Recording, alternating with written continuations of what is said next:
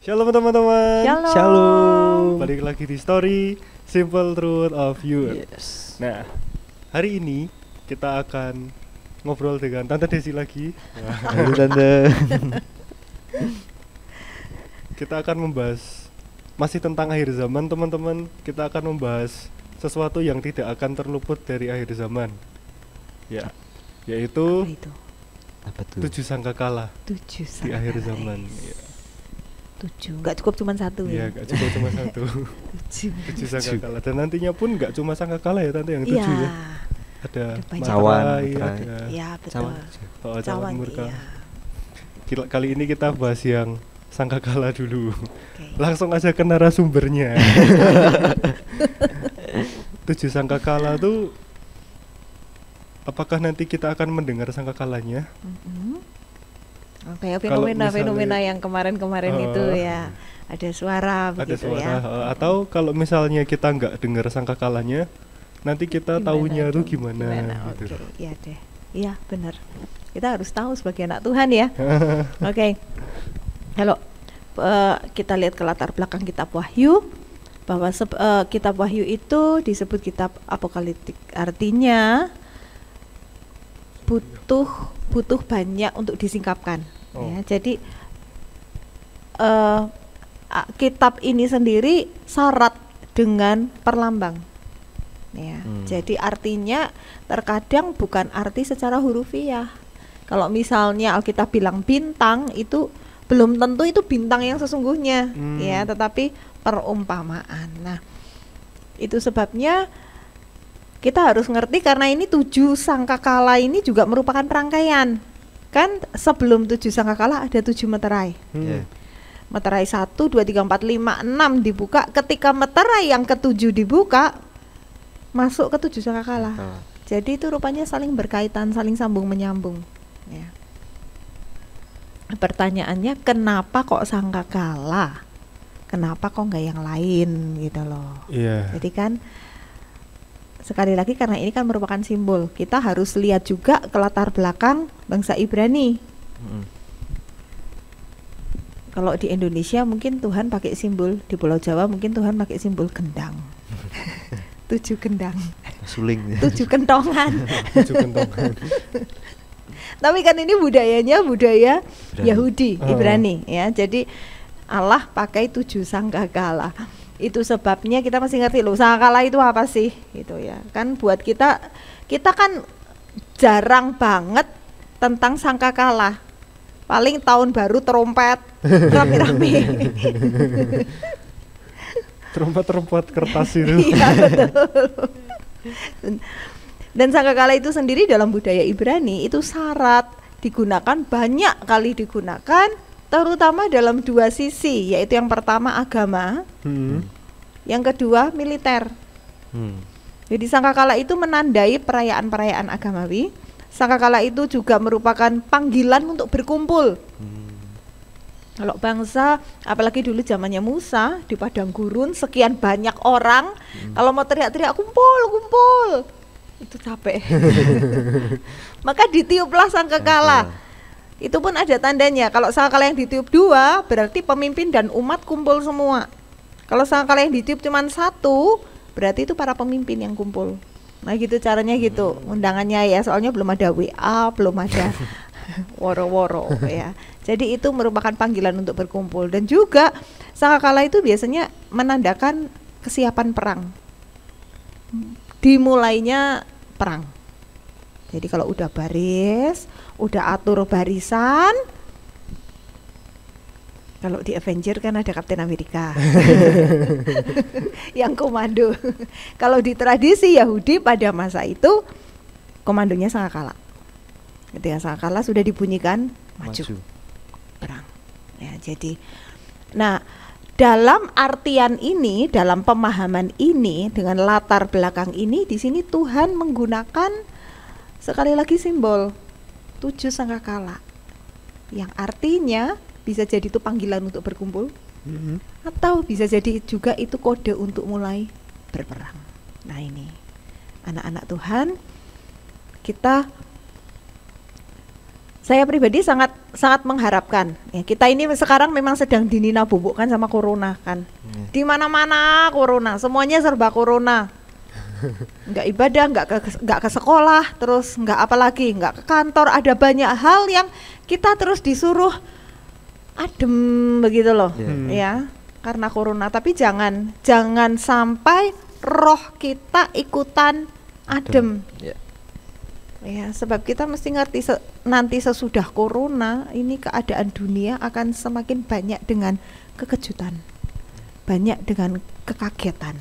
Ya, itu sebabnya anak Tuhan dalam masa-masa seperti ini pakailah waktu berdiam diri di bawah kaki Tuhan itu banyak-banyak, benar. Ya, supaya ketika nanti satu kekejutan demi kekejutan yang lain datang, sebagai anak Tuhan itu kita siap. Nah, kalau tentang sangkakala sendiri itu tertulis diawali dari Wahyu 8. Jadi yuk kita buka Wahyu 8. Wahyu 8. Ya. Wahyu 8 ini pun terbagi, nggak langsung dituliskan sangkakala 1 sampai 7 begitu. Ternyata enggak, dibagi juga oleh penulis, yaitu 4 dulu pertama, kemudian ada selingan, lalu masuk sangkakala kelima. Terus ada selingannya lagi. Ternyata seperti itu ya. Wahyu 7 ayat 6. Latar belakangnya saya bacain dari ayat 1 ya. Ini meterai yang ke-7. Dan ketika anak domba itu membuka meterai yang ke-7, maka sunyi senyaplah di surga kira-kira setengah jam lamanya. Lalu aku melihat ke-7 malaikat yang berdiri di hadapan Allah, dan kepada mereka diberikan 7 sangkakala. Maka datanglah seorang malaikat lain, dan ia pergi berdiri dekat mezbah dengan sebuah pedupaan emas. Dan kepadanya diberikan banyak kemenyan untuk dipersembahkannya bersama-sama dengan doa semua orang kudus di atas mezbah emas di hadapan tahta itu. Maka naiklah asap kemenyan bersama-sama dengan doa orang-orang kudus itu dari tangan malaikat itu ke hadapan Allah. Lalu malaikat itu mengambil pedupaan itu, mengisinya dengan api dari mezbah dan melemparkannya ke bumi. Maka meledaklah bunyi guruh disertai halilintar dan gempa bumi. Baru masuk mulai malaikat yang ke-1 meniup, malaikat yang kedua meniup. Ya, kita lanjut. Nah, jadi tadi sempat ditanyain kan, ini sangkakalanya kita dengar atau gimana? Nah ya, jadi yang jelas ini bukan sangkakala yang secara harafiah. Yang sempat heboh beberapa waktu yang lalu, ada suara di langit, suara sangkakala. Bukan sangkakala yang itu. Ya, itu suara sangkakala dan merupakan sebuah fenomena, dan itu sebetulnya ada penjelasannya. Secara apa ya, dari pihak NASA, secara ilmuwan, secara ilmiah, ya, secara ilmiah itu ada penjelasannya. Tetapi sangkakala yang dimaksud di sini tuh lebih kepada arti figuratif, ya, perumpamaan. Yuk masuk sangkakala yang ke-1. Dan ke-7 malaikat yang memegang ke-7 sangkakala itu bersiap-siap untuk meniup sangkakala. Lalu malaikat yang pertama meniup sangkakalanya, dan terjadilah hujan es dan api bercampur darah, dan semuanya itu dilemparkan ke bumi. Maka terbakarlah 1/3 dari bumi dan 1/3 dari pohon-pohon, dan hanguslah seluruh rumput-rumputan hijau. Ini aja kalau dilihat hujan es campur api, how come? Sulit ngebayanginnya.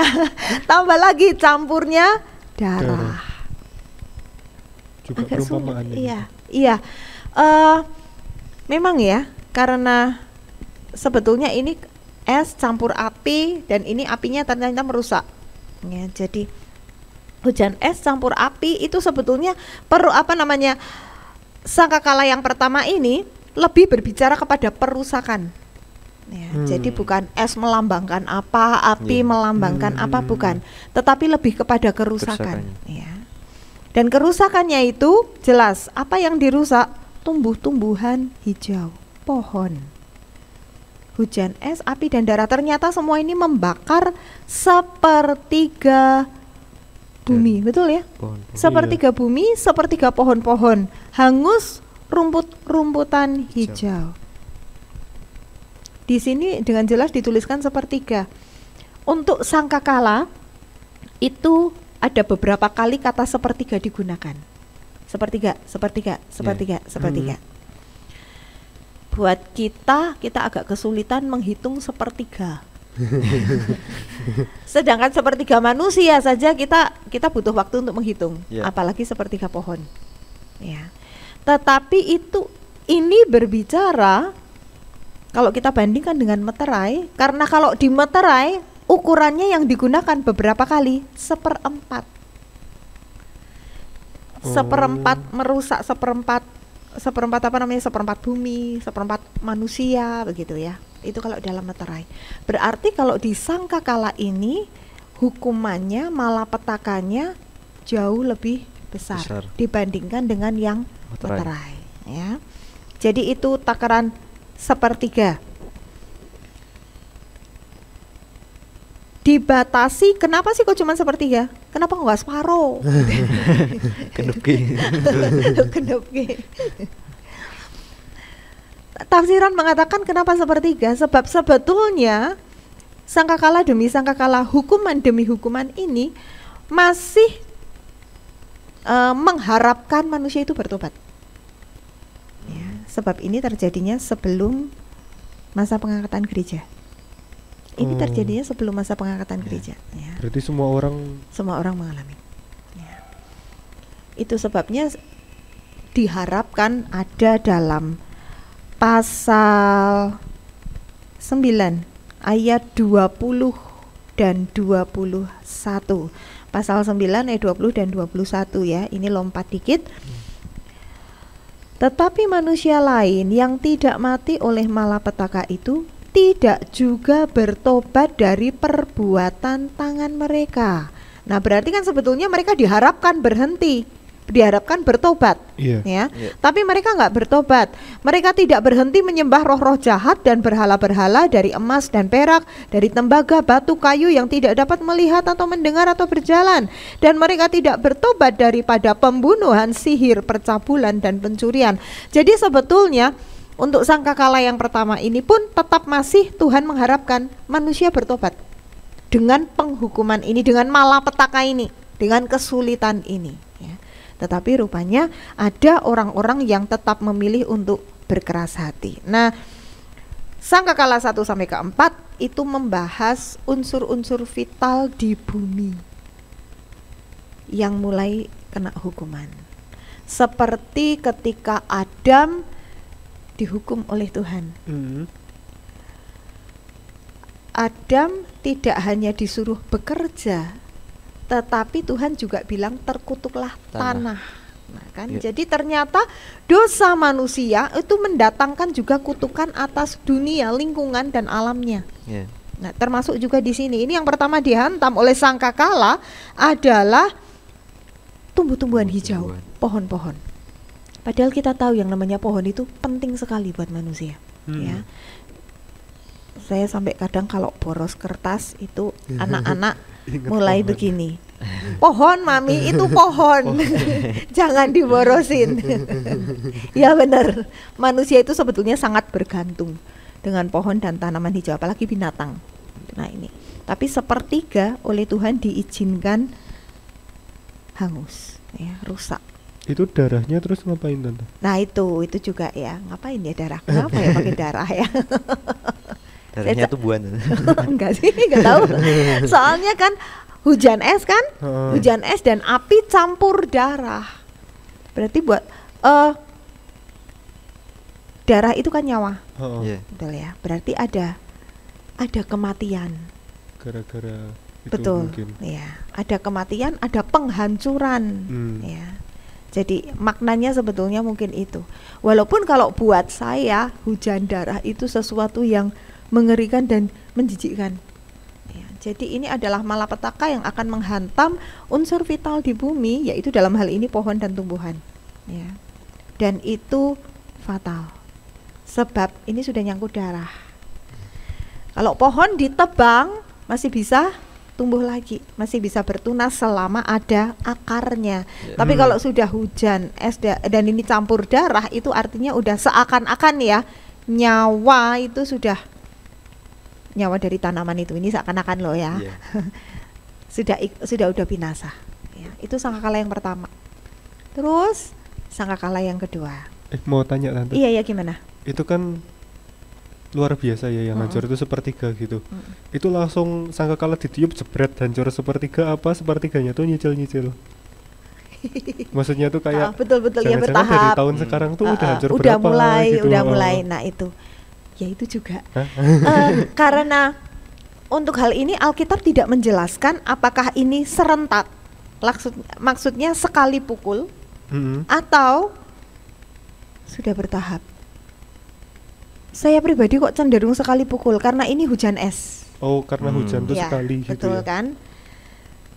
Jadi bukan merambat pelan-pelan. Kalau misalnya dikatakan seperti kuda, kan misalnya perumpamaannya kuda. Kalau kuda itu kan berjalan, gitu kan. Tapi kalau ini hujan es kan lebih kepada pukulan. Jadi ini lebih kepada sebuah peristiwa yang walaupun sekarang kita sudah bilang ya ampun, sekarang ini mengerikan karena pohon-pohon tanaman hijau pun itu kan sudah banyak berkurang.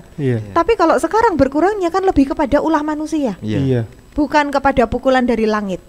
Sementara sangkakala ini adalah menggambarkan pukulan dari langit. Berarti bukan karena ulah manusia ya? Bukan.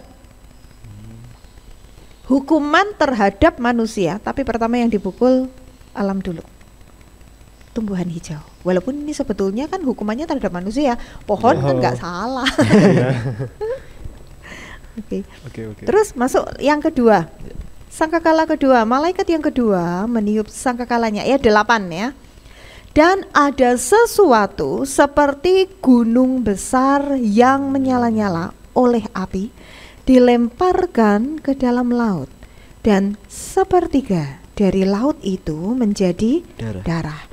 Dan matilah sepertiga dari segala makhluk yang bernyawa di dalam laut, dan binasalah sepertiga dari semua kapal. Di sini juga ada takarannya lagi, sepertiga.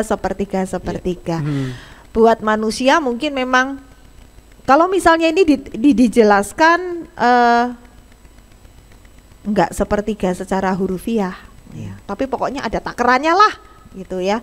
Itu juga bisa diterima. Ya, berarti ada takarannya, maksudnya ada batasannya.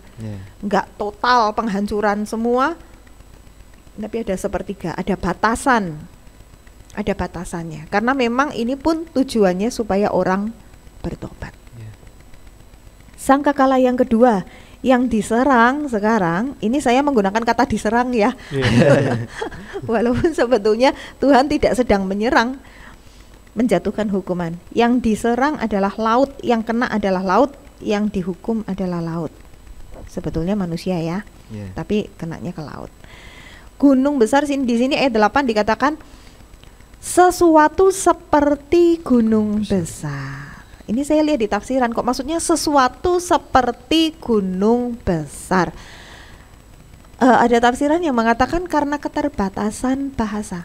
Jadi Yohanes di sini kan Yohanes kan melihat Yohanes kan melihat visi, melihat penglihatan gitu ya. Hanya saja mungkin apa yang dia lihat itu dia tidak menemukan kata tepatnya. Kayak gitu itu loh. Maka dia hanya menulis sesuatu seperti gunung besar. Ya pokoknya kayak gitu itu. Sementara kalau kita bilang gunung ya gunung yang kayak gitu itu. Bisa jadi ini karena keterbatasan bahasa. Makanya Yohanes menulis sesuatu seperti gunung besar. Karena ini seperti gunung besar berarti itu bukanlah gunung besar. Tetapi dikatakan dengan jelas. Jadi ini kan sesuatu yang maksudnya sesuatu yang besar ya. Dan ini pun nyala oleh api. Jadi menyala, api itu memang seringkali dalam Alkitab dikonotasikan dengan penghukuman. Ya. Api itu seperti Tuhan menghukum Sodom Gomora. Kemudian api Tuhan menyambar Nadab Abihu, itu pun seringkali digambarkan penghukuman. Walaupun api juga bisa menggambarkan hadirat Allah. Ya. Tapi dua-dua itu memang ada di Alkitab, ya kita terima, it's okay. Kalau api di sini lebih kepada penghukuman daripada kepada hadirat Allah, karena kita lihat hasilnya. Ini dilemparkannya kemana? Ke laut. Sepertiga dari laut menjadi darah. Nih darah muncul lagi. Matilah sepertiga dari segala makhluk yang bernyawa di dalam laut, binasalah sepertiga dari semua kapal. Kalau kapal itu sudah bicara perdagangan, udah bicara bisnis. Ya, bisnis yang di laut. Jadi sangkakala kedua ini juga menghantam laut alam plus mulai masalah ekonomi yang berkaitan dengan laut.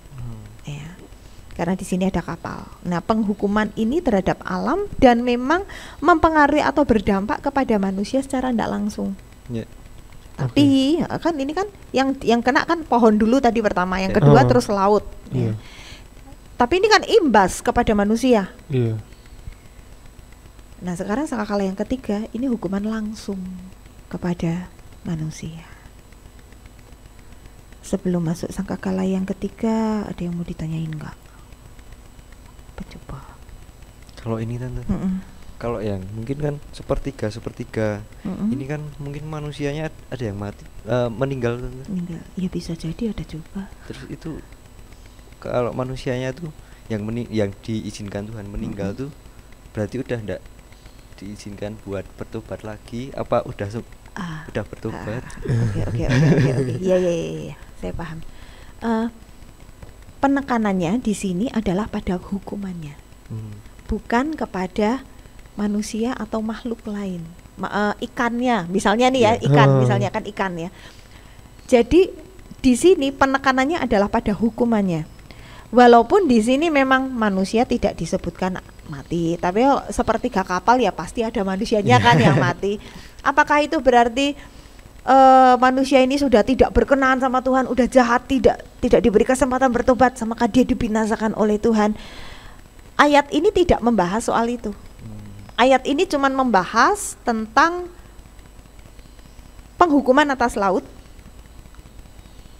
dan ke atas sepertiga dari makhluk laut dan kapal.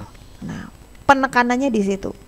Apakah ada orang misalnya anak Tuhan bener saleh, ternyata dia kerjanya nakoda kapal dan terus dia ikut mati nih, gimana nih, gitu kan? Itu pertanyaan yang sama seperti dalam sebuah kecelakaan besar tuh, kayak di mana ya, tsunami, menara di Amerika itu, WTC, yang meledak itu, ya. Apakah di sana ada anak Tuhan yang saleh? Pasti ada. Ada. Terus gimana dong? Kok matinya kayak gitu? Loh, itu kan cuma cara, ya. Masalah rohnya dia dengan Tuhan itu kan urusan Tuhan, urusan dia, betul ya. Kalau kita matinya ketika pesawat Lion Air itu Adam Air masuk ke laut dan tidak ditemukan sampai sekarang, loh di situ ada hamba Tuhan satu keluarga loh, pendeta. Apakah itu berarti pendetanya dosanya besar? Oh enggak. Tuhan melindungi umat-umatnya kok. Lah kok sampai masuk dalam kecelakaan? Ketika dia pulang ke surga pun ya pasti beda. Ya, bukan, jangan terus dianggap bahwa semua orang yang meninggal kecelakaan itu berarti masuk neraka. Enggak, itu cuma cara. Ya, sebab masalah hati kita, kekudusan kita dengan Tuhan itu Tuhan sangat menilai, Tuhan sangat menghargai dan sangat berurusan, ya. Walaupun biasanya cenderungnya mayoritas, apalagi ini yang namanya kapal perdagangan, ya. Ini sudah masuk masa-masa akhir di mana meterai demi meterai kan dilepaskan, terus ini masuk ke sangkakala ini kan, udah sangkakala kedua. Biasanya orang-orang yang jahat, kita bisa juga mengacu pada kisah Lot, bahwa Tuhan menyingkirkan orang benar. Jadi yang orang benar nggak masuk ke dalam penghukuman, tetapi memang orang jahat yang memang tidak mau bertobat, seperti penduduk Sodom Gomora, mereka yang ditimpa hukuman. Jadi ayat ini kalau berbicara tentang, ini kan fokusnya ke penghukumannya. Ayat ini kalau misalnya berbicara seperti pertanyaan Semi tadi, jawabannya terbuka. Ya. Bisa jadi. Tapi ya tetap kalau mengasihi Tuhan ya mati masuk surga. Percaya Yesus ya mati masuk surga. Ya. Apakah ada anak Tuhan yang disingkirkan sehingga dia tidak mengalami musibah di laut? Ada, bisa jadi. Sebab di Alkitab pun ada contohnya. Gitu ya. Jadi saya harap ini tidak membingungkan. Ya, tapi dengan ya ini memang ada seperti ini di Alkitab. Oke. Kita lanjut? Oke. Ayat 10. Masuk sangkakala yang ketiga. Lalu malaikat yang ketiga meniup sangkakalanya dan jatuhlah dari langit sebuah bintang besar, menyala-nyala seperti obor, dan ia menimpa sepertiga lagi sungai-sungai dan mata-mata air. Nama bintang itu ialah Absintus, dan sepertiga dari semua air menjadi absintus, dan banyak orang mati karena air itu sebab sudah menjadi pahit. Oke, di sini sekarang yang dipukul adalah mata air, sungai. Tapi ini berakibat langsung kepada kematian manusia. Sebab di sini disebutkan dengan jelas ayat 11, banyak orang mati karena air itu. Kalau tadi di atas nggak disebutkan ya tentang kematian manusia, tetapi di sini secara jelas disebutkan tentang kematian manusia. Bintang besar menyala seperti obor. Ini bayangan saya, tapi ini bayangan saya ya. Komet kan, komet itu bintang berekor ya. Tapi kalau ini balik lagi ke masalah figuratif, ke masalah kiasan, ya kita nggak tahu. Ya, karena seringkali bintang itu juga bisa menggambarkan kuasa jahat, kan? Sebab Lucifer itu kan diibaratkan seperti bintang yang jatuh, yaitu iblis.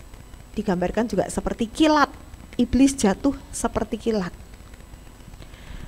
Tetapi kita balik lagi ke konteksnya, karena ini sedang penghukuman, berarti sebetulnya bintang yang di sini bukan menggambarkan roh jahat. Ya. Meniup sangkakalanya, bintang besar menyala seperti obor. Rupanya unsur api masih ada ya di sini ya. Iya. Ia menimpa sepertiga sungai dan mata air. Sungai ini, mata air itu jelas sangat penting sekali. Ya. Kalau laut kan yang rugi orang yang bisnis dengan laut. Kalau paraan, seandainya laut tercemar kita sedih. Tapi enggak makan ikan, enggak apa-apa. Kita masih bisa makan singkong. Untuk daerah Parakan. Kalau untuk Pangandaran susah.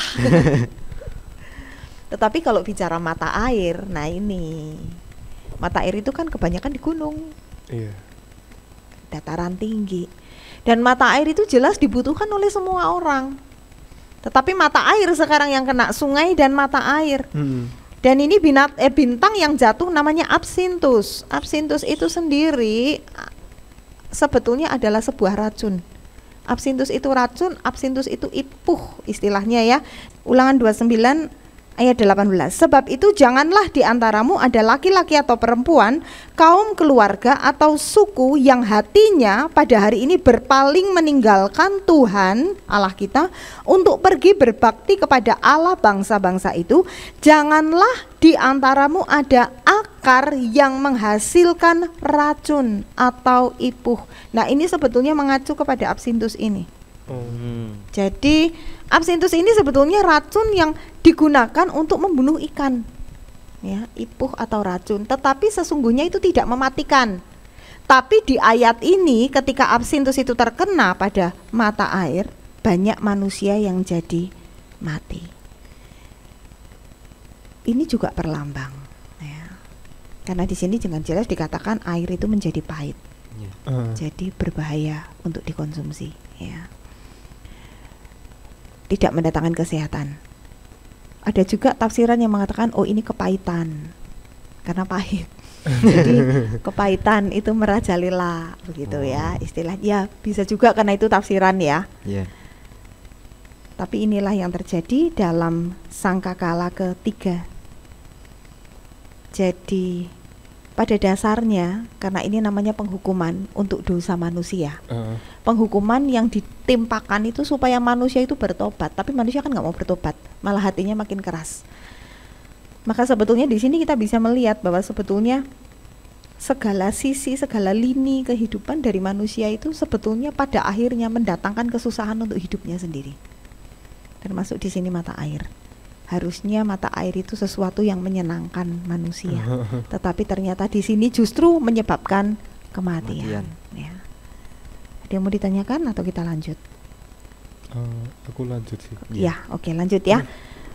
Ayat 12, malaikat yang keempat meniup sangkakalanya dan terpukullah sepertiga dari matahari dan sepertiga dari bulan dan sepertiga dari bintang-bintang, sehingga sepertiga daripadanya menjadi gelap dan sepertiga pada siang hari tidak terang, demikian juga malam hari. Nah, sekarang yang diserang adalah benda-benda penerang. Sepertiga matahari, saya tidak tahu apakah matahari ini matahari yang di Bima Sakti kita atau terang, kan matahari kan itu bintang kan, ya? Iya. Atau terang-terang yang lain di luar Bima Sakti itu juga ikut, saya tidak tahu, tapi yang pasti dikatakan sepertiga. Sekali lagi sepertiga itu jangan terus dibayangkan mataharinya kerowak atau apa ya, terus jadi apa toh, ini kalau dalam bahasa saya itu plok jadi hitam gitu loh. Bukan, ya bukan seperti itu. Sekali lagi sepertiga ini bicara tentang takaran, tentang batasan, ya. Jadi tidak total, tetapi ada batasannya. Sepertiga. Nah, sekarang yang dihukum, yang dikenai hukuman adalah benda-benda penerang. Matahari, bulan, bintang. Sehingga gelap. Nah, ini intinya kegelapan mulai menguasai, intinya kegelapan mulai masuk. Ini sebenarnya ada juga dalam nubuatan di kitab Amos. Amos 8 ayat yang ke-9. Pada hari itu akan terjadi, demikianlah firman Tuhan Allah, Aku akan membuat matahari terbenam di siang hari dan membuat bumi gelap pada hari cerah. Masuk kitab Yoel. Yoel 2 ayat 2 dan 10. Suatu hari gelap gulita dan kelam kabut. Suatu hari berawan dan kelam pekat. Seperti fajar di atas gunung-gunung terbentang, suatu bangsa yang banyak dan kuat, yang serupa itu tidak pernah ada sejak purbakala, dan tidak akan ada lagi sesudah itu turun-temurun pada masa yang akan datang. Ayat 10, di depannya bumi gemetar, langit bergoncang, matahari dan bulan menjadi gelap, dan bintang-bintang menghilangkan cahayanya. Ini disangkakala, ya. Nanti kalau kita ikuti meterai, meterai kan sebelum sangkakala, itu juga pernah dibahas tentang kegelapan. Bahasanya juga mirip, ya. Langit itu digulung seperti kain dalam bahasanya meterai, ya. Dan bintang menjadi gelap, bulan menjadi darah. Jadi itu metafora. Sebetulnya penekanannya adalah pada kegelapannya.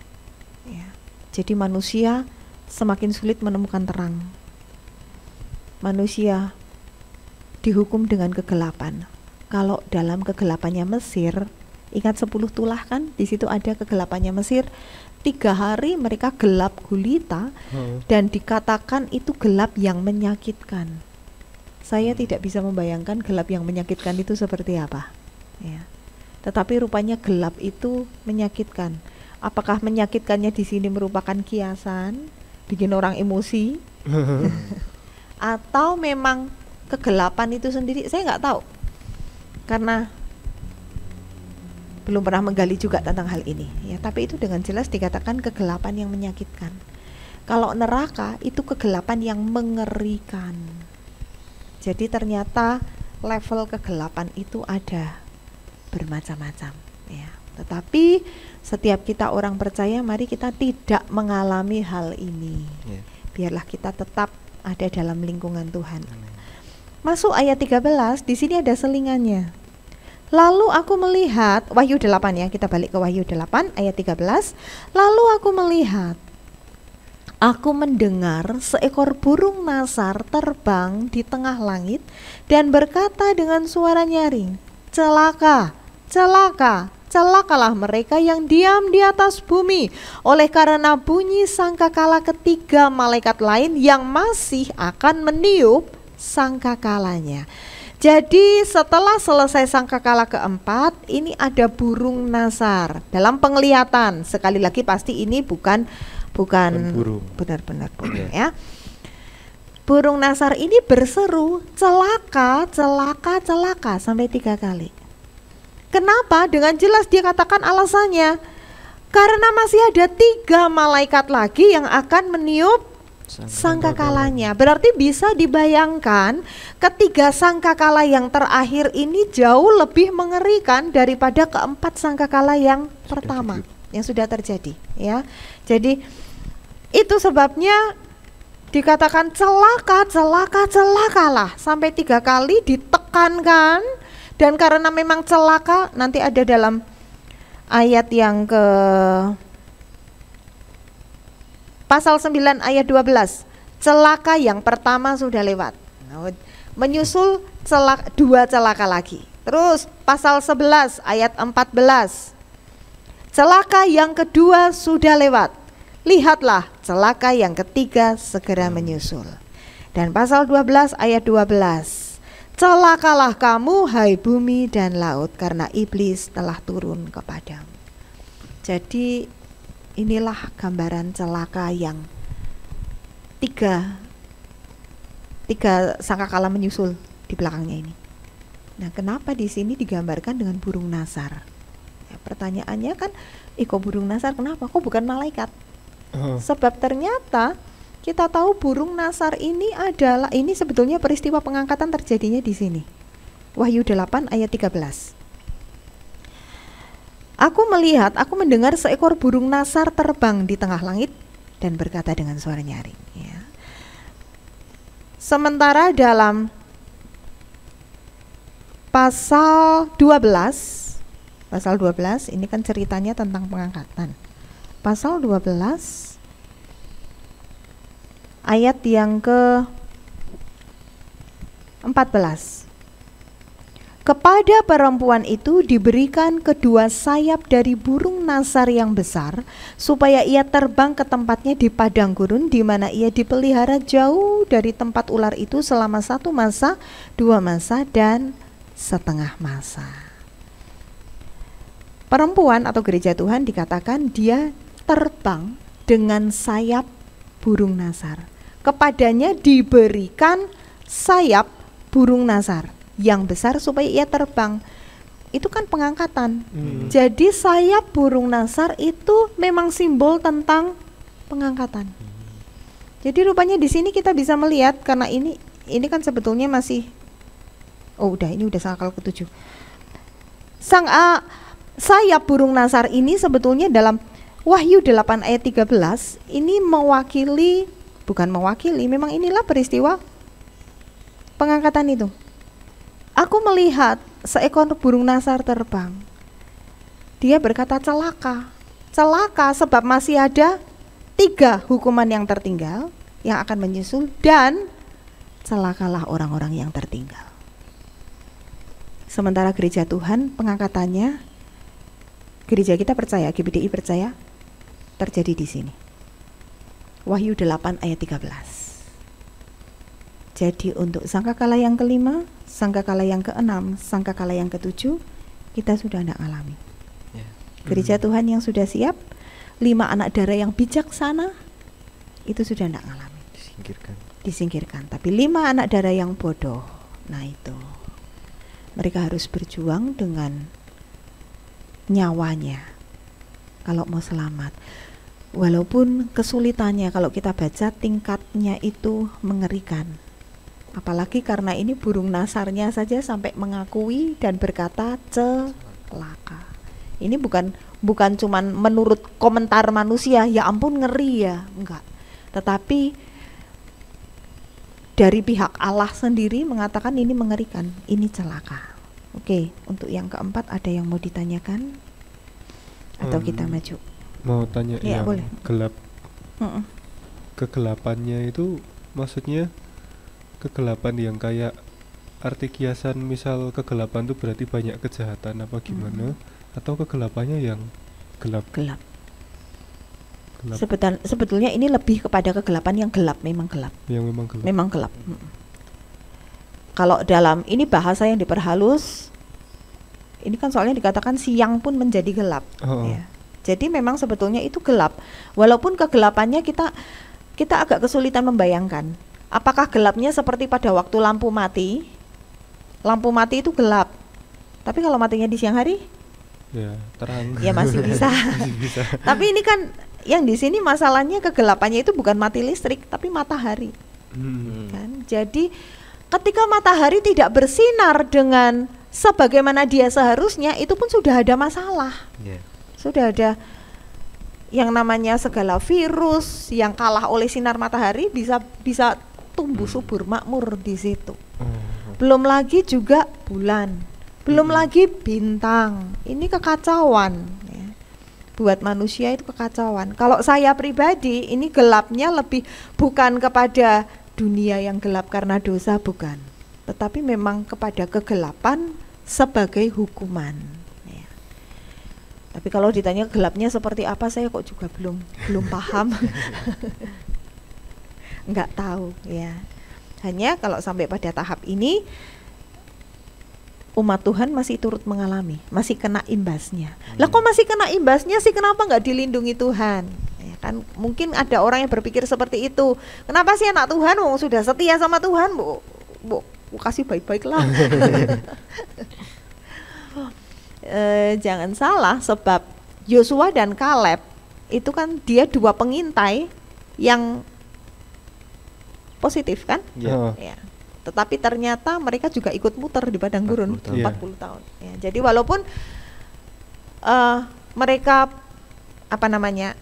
mereka anak Tuhan, mereka benar, mereka diperkenan Tuhan, tetapi imbas itu juga ikutan. Ya, mereka juga ikutan muter. Lah kalau enggak masa ditinggal sendirian?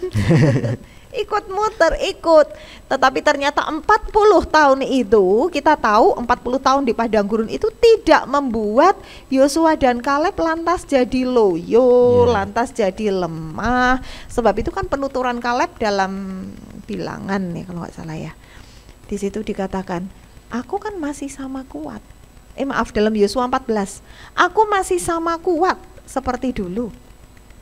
Jadi pemeliharaan Allah itu ekstra kepada kedua orang itu, tapi mereka ikut berputar. Dalam sangkakala yang ke-1, 4, dan sampai sangkakala yang ke-4, apalagi sebelumnya ada meterai, 7 meterai.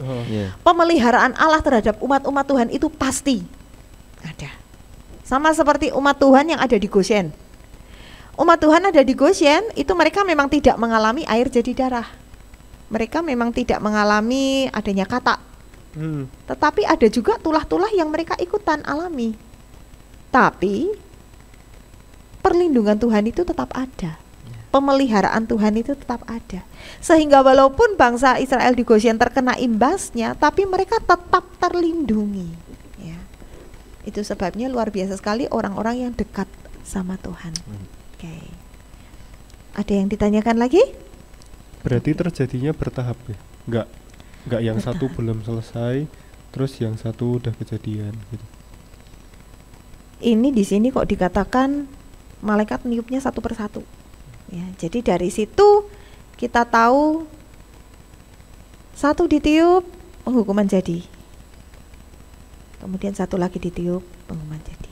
Ya, jadi indikasinya nubuatan ini seperti itu. Oh ya. Oke. Terus masuk ya sangkala kelima ya. Iya. Pasal 9, ini panjang ya, tapi kita baca sama-sama. Wahyu 9. Lalu malaikat yang kelima meniup sangkakalanya, dan aku melihat sebuah bintang yang jatuh dari langit ke atas bumi, dan kepadanya diberikan anak kunci lubang jurang maut. Nih sesuatu yang berbeda. Sebab di sini ketika ditiup ada bintang yang jatuh dari langit ke bumi, dan kepadanya diberikan anak kunci lubang jurang maut. Jadi ini pasti jelas bukan bintang beneran, sebab bintang ini menerima anak kunci lubang jurang maut. Ya. Jadi ini kan malaikat jatuh dari langit, malaikat turun dari langit. Iya, bintang yang jatuh ini sebetulnya adalah gambaran malaikat. Ya, bintang yang jatuh dari langit adalah gambaran malaikat, kepadanya diberikan anak kunci lubang jurang maut. Maka dibukanyalah pintu lubang jurang maut itu, lalu naiklah asap dari lubang itu bagaikan asap tanur besar, dan matahari dan angkasa menjadi gelap oleh asap lubang itu. Bayangkan, berarti ini dampaknya luar biasa. Yang dibuka kunci lubang jurang maut, tapi dampaknya sampai ke angkasa. Jadi ini kan luas. Iya. Ngomong-ngomong tentang asap yang membubung tinggi, jadi ingat ketika Sodom Gomora dimusnahkan, maka kata Alkitab, Abraham melihat asapnya Sodom Gomora itu membubung tinggi sampai ke langit. Ya. Jadi itu sebuah penghukuman yang bisa dilihat secara luas dan berdampak secara luas. Ini kan drastis sekali. Beda dengan sangkakala yang 1 sampai 4 ya. Yang di sini jurang maut itu kan, jurang kan nggak mungkin di atas, jurang itu kan pasti di bawah. Tetapi dampaknya naiknya sampai ke matahari. Bukan cuma sampai ke atas ya, bukan cuma sampai ke gunung, tapi sampai ke matahari. Matahari yang ada di atas pun mengalami dampak kegelapan gara-gara ini asap dari jurang maut. Ayat ketiga, dan dari asap itu berkeluaranlah belalang-belalang ke atas bumi, dan kepada mereka diberikan kuasa sama seperti kuasa kalajengking di bumi. Dan kepada mereka dipesankan, rupanya ini ada pesan, ada batasan, supaya mereka jangan merusak rumput di bumi atau tumbuh-tumbuhan ataupun pohon, melainkan hanya manusia yang tidak memakai meterai Allah di dahinya. Dan mereka diperkenankan bukan untuk membunuh manusia, melainkan hanya untuk menyiksa mereka 5 bulan lamanya. Dan siksaan itu seperti siksaan kalajengking apabila ia menyengat manusia. Dan pada masa itu orang-orang akan mencari maut, tetapi mereka tidak akan menemukannya. Dan mereka akan ingin mati, tetapi maut lari dari mereka. Bayangkan, ini jelas pasti ini belalangnya juga bukan belalang letterlock ya, tetapi ini adalah gambaran dari kuasa kegelapan. Sebab ini yang dibuka adalah jurang maut. Kalau jurang maut ini jelas bukan tentang manusia, tetapi tentang roh-roh jahat. Sebab ada banyak ayatnya di dalam Alkitab yang menuliskan bahwa Tuhan itu menahan malaikat di sebuah tempat yang namanya jurang maut ini. Dan dalam 2 Petrus 2 ayat 4 di situ juga dikatakan, ini nanti bagian bawah ya, kita baca, ini namanya abis. Jurang maut itu adalah abis. Dan dalam 2 Petrus 2 ayat 4 menggunakan kata Tartarus, itu sebetulnya sama. Jadi itu tempat di mana Allah itu menahan malaikat-malaikat yang jahat, yang jatuh, tentu saja setelah jatuh namanya bukan lagi malaikat ya, tetapi namanya adalah roh-roh jahat. Tempat di mana, jadi rupanya ada roh jahat yang masih diizinkan merajalela di bumi ya, untuk mencobai manusia, tetapi ada juga roh jahat yang memang ditahan oleh Allah. Nah, ini ditahannya, dilepaskannya kapan peristiwa ini? Sangkakala kelima. Itu sebabnya gereja Tuhan disingkirkan. Gereja Tuhan sebelumnya sudah dihindarkan oleh kekuatan sayap burung nasar. Karena kalau enggak, namanya Tuhan enggak sayang umatnya. Sebab di sangkakala kelima ini yang bekerja bukan lagi penghukuman alam, yang bekerja bukan lagi penghukuman kegelapan, bukan lagi laut, tetapi ini sudah melibatkan roh jahat ya. Lanjut ya. Itu apa gimana? namanya, bintang yang tadi jatuh dan menerima kunci itu yang dimaksud Lucifer bukan? Ya. Alkitab tidak menjelaskan lebih lanjut ya, karena kalau Lucifer kan biasanya disebutkan iblis, jelas ya. Iblis I pakai huruf besar. Jadi kita tahu kalau di Alkitab kita melihat tulisan iblis pakai I huruf besar, itu berarti sebetulnya mengacu kepada Lucifer. Tetapi di sini tidak. Jadi spekulasi untuk Lucifer itu kita kesampingkan, tetapi yang pasti ini entah dia malaikat utusan Tuhan atau memang dia seperti anak buahnya Lucifer, tapi yang pasti kepada dia itu diberikan kunci. Berarti Allah memberikan otoritas, Allah memberikan wewenang kepada dia untuk melepaskan segala malapetaka yang ada di alam roh itu ya, segala roh-roh jahat itu untuk dilepaskan. Sebab karena memang rupanya manusia itu sudah tidak bisa dikandani ya. Bahkan sampai di sini saya pikir ya ampun, Tuhan itu luar biasa sekali. Sebab lewat penghukuman di sangkakala kelima ini pun Tuhan tetap mengharapkan pertobatan loh. Tetapi ternyata manusia sudah semakin tidak bisa bertobat ya. Itu sebabnya anak-anak Tuhan harus disingkirkan. Kalau enggak mereka kasihan kan. Ini penghukuman yang sudah mengerikan sekali.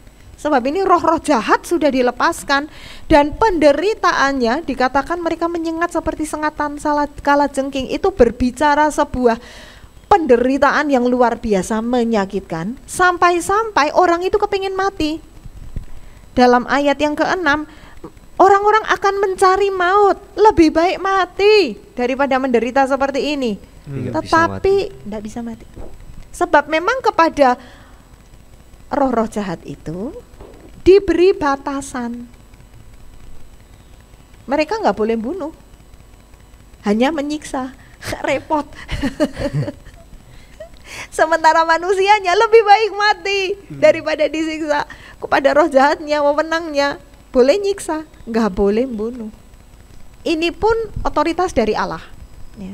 Di sini kita melihat betapa luar biasanya Tuhan itu memegang kekuasaan, memegang kendali atas semuanya ya. Jadi ya inilah yang akan terjadi ya. Oke. Belalang terus masuk. Di sini dikatakan ayat ke-6 ya, ayat ke-7, rupa belalang-belalang itu sama seperti kuda yang disiapkan untuk peperangan. Berarti ini pasukan ya. Belalang itu menggambarkan jumlah yang banyak. Itu pasukan. Disiapkan sama seperti kuda untuk peperangan. Jadi ini pasti maju dalam jumlah banyak. Di atas kepala mereka ada sesuatu yang menyerupai mahkota emas. Berarti mereka ini punya otoritas. Mahkota kan? Iya. Bicara otoritas. Dan muka mereka sama seperti muka manusia. Rambut mereka sama seperti rambut perempuan, gigi mereka sama seperti gigi singa. Ini kalau misalnya digambarin secara hurufiah, hancur dah bayangannya kayak apa. Ada belalang, wujudnya kayak manusia, rambutnya kayak rambut perempuan, giginya gigi singa. Ini artinya sebetulnya mengerikan sekali ya. Jadi artinya itu adalah penggambaran yang mengerikan. Gigi singa itu mencabik. Gigi singa itu gigi yang tidak kenal ampun ya. Dan ya ini lanjut deh Ayat 9, dada mereka sama seperti baju sirah, dan bunyi sayap mereka bagaikan bunyi kereta-kereta yang ditarik banyak kuda yang sedang lari ke medan peperangan. Berarti ini sepertinya tidak terhentikan. Ini kan gambarannya begitu. Mereka pakai baju sirah, berarti unstoppable. Sudah nggak bisa dihentikan, nggak bisa diserang pakai apapun, udah nggak bisa. Seandainya ini penyakit dengan level model seperti ini adalah sebuah penyakit yang mengerikan, sangat menyiksa, menimbulkan sakit yang luar biasa, tapi tidak bikin mati. Jadi silahkan menikmati rasa sakit yang berkepanjangan selama batasannya 5 bulan. Kita juga tidak tahu apakah 5 bulan ini arti secara benar-benar 5 bulan atau 5 bulan itu, karena kalau dalam Ibrani 5 bulan itu biasanya merupakan satu musim. Musim di mana biasanya belalang itu nyerang. Itu biasanya berlaku 5 bulan. Musim mendekati masa panen itu loh. Nah, di situ biasanya belalang-belalang itu mulai tumbuh subur dan menyerang untuk menghancurkan panen. Itu latar belakangnya di Ibrani. Biasanya itu terjadi sekitar 5 bulan. Apakah 5 bulannya ini merupakan gambaran dari 5 bulan itu, atau 5 bulan memang benar-benar waktu 5 bulan yang dalam artian 5 kali 30 hari, 150 hari. Kita nggak tahu ya. Tapi yang pasti seperti inilah kengeriannya. Lanjut, ternyata ngerinya nggak sampai situ. Ayat 10, ekor mereka sama seperti kalajengking dan ada sengatnya, dan di dalam ekor mereka itu terdapat kuasa mereka untuk menyakiti manusia 5 bulan lamanya. Dan raja, perhatikan, jadi ini rupanya ada pimpinannya ya.